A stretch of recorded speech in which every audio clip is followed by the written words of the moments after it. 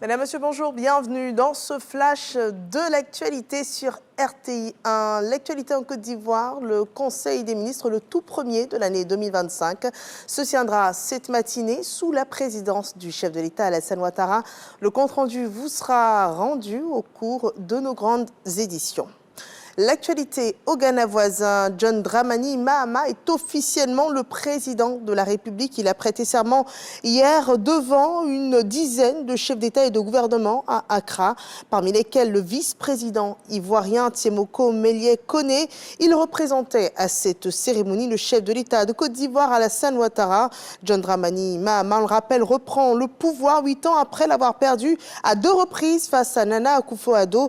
La passation pacifique du pouvoir au Ghana, facilité par la reconnaissance rapide de la défaite par le vice-président sortant, Dr Mahamadou Bawumia, consolide la réputation du Ghana comme modèle de démocratie sur le continent africain.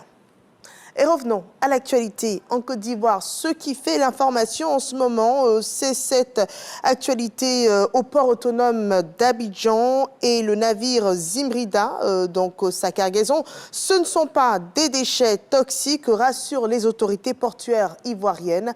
Léon Brou nous raconte.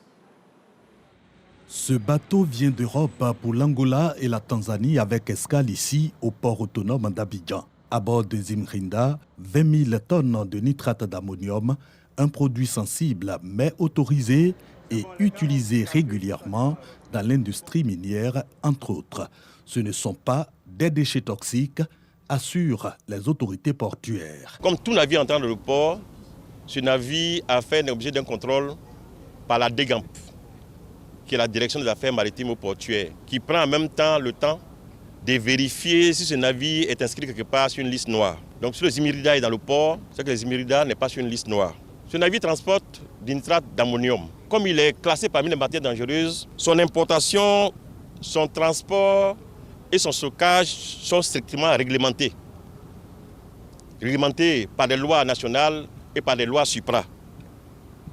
Aussi, pour importer du nitrate d'ammonium, il faut d'abord que celui qui veut importer présente des installations agréées par les services de l'État pour dire que ce nitrate d'ammonium peut être stocké dans des conditions de sûreté et de sécurité. Malgré le fait qu'il y ait des installations agréées, chaque importation est soumise à autorisation préalable. La cargaison que vous avez derrière vous a fait l'objet de 2 autorisations différentes. 20 000 tonnes de nitrate d'ammonium en 2023 et 46 000 l'an dernier. Le port autonome d'Abidjan totalise plus de 10 années de gestion de ce type de marchandises. Les 7 654 tonnes destinées en Côte d'Ivoire à un opérateur minier seront donc traitées avec expérience, toujours selon le port autonome d'Abidjan. Ce navire qui est là, il va bénéficier d'une veille sécuritaire 24 heures sur 24 de son arrivée à son départ. Quand ça doit sortir, vous avez un camion, plateau qui est déjà garé. On sort les sacs que vous avez vus, on met directement sur le camion. Lequel camion est escorté par la douane et le ministère de la Défense jusqu'au lieu de stockage. Ça on appelle la sortie sous palan des matières dangereuses. Des dispositions de sécurité et de sûreté davantage rigoureuses et robustes suite à la réunion technique du 5 janvier sur la gestion de Zimrinda et sa cargaison. Partie prenante, le port autonome d'Abidjan, les douanes ivoiriennes, les ministères des Transports, de la Défense, des Mines, de l'Agriculture, de l'Environnement et du Commerce.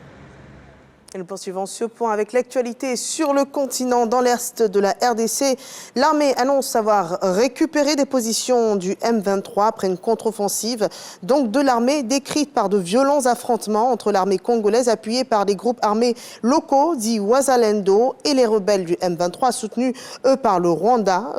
Donc des combats signalés hier, mardi 7 janvier, autour de la ville de Sake, à une vingtaine de kilomètres de Goma. La suite de l'actualité en Turquie, la Turquie qui menace les combattants kurdes de Syrie d'une opération militaire si elle n'accepte pas les conditions d'Ankara pour une transition sans effusion de sang après la chute du régime Bachar al-Assad. Et puis sur le continent asiatique, un opposant, ex-député cambodgien, a été assassiné à Bangkok. La police thaï est à la recherche du suspect, du suspect présumé auteur de cet assassinat. C'est un ancien député de l'opposition du Cambodge, de nationalité khmer et française.